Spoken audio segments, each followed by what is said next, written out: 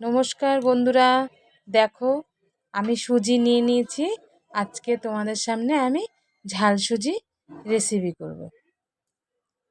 দেখো তার জন্য আমি নিয়ে নিয়েছি কাজু কিশমিশ, সুজি, নুন, আদা কুচিয়ে, শুকনো লঙ্কা, সর্ষে, কালো সর্ষে, কারি পাতা সব নিয়ে নিয়েছি।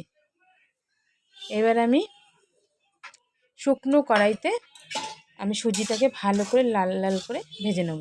খুব লাল করব না, একটু খয়েরি মানে করে ভেজে নেব, হালকা ব্রাউন কালারের ভেজে নেব। আর দেখো আলু নিয়ে নিয়েছি। দেখো আমার সুজিটা ভাজা হয়ে গেছে।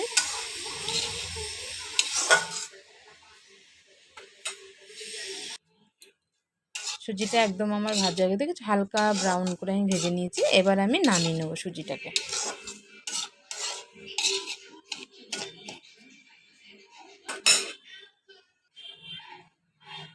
তাও কড়াইতে আমি তেল দিয়ে দিচ্ছি।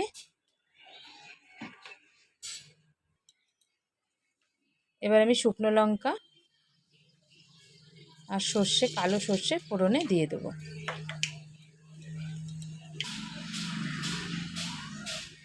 এবার আলুগুলো আমি দিয়ে দিলাম।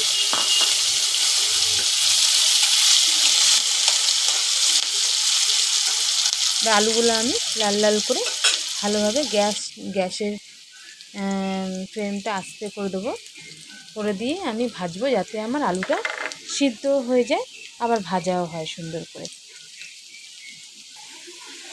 তখন হলুদ নুন দিয়ে ভালো করে আমি আলুটাকে ভেজে নিয়েছি। এবার আমি আলুটাকে একটু সাইডে করে দিয়ে এবার আমি আদা,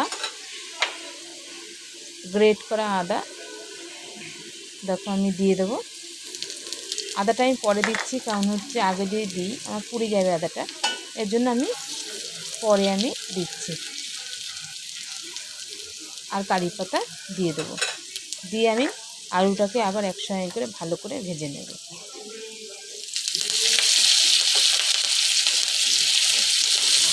দেখো আমি কারি পাতা দিয়ে দিয়েছি।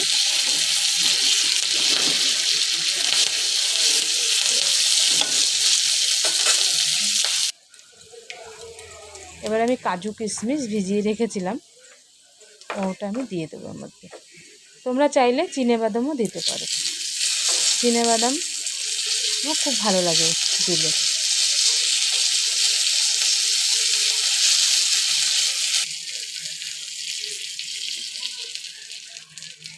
দেখো সুজিটা দিয়ে দিলাম, দিয়ে ভালো করে নাড়াচাড়া দিয়ে এবার আমি জল দিয়ে দেবো।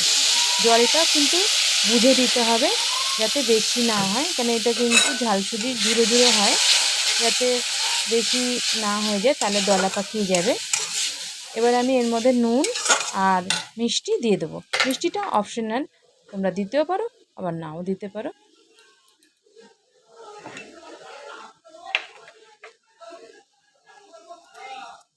এবার আমি ভালো করে নাড়িয়ে চাড়িয়ে আমি এবার নামিয়ে নেব। তোমরা এইভাবে খেয়ে দেখবে, তোমাদের খুব ভালো লাগবে। আর আমার ভিডিও যদি তোমাদের ভালো লাগে অবশ্যই তোমরা লাইক, কমেন্ট আর শেয়ার করো। আর রূপা পেজকে ফলো করতে একদম ভুলো না। দেখো একদম রেডি।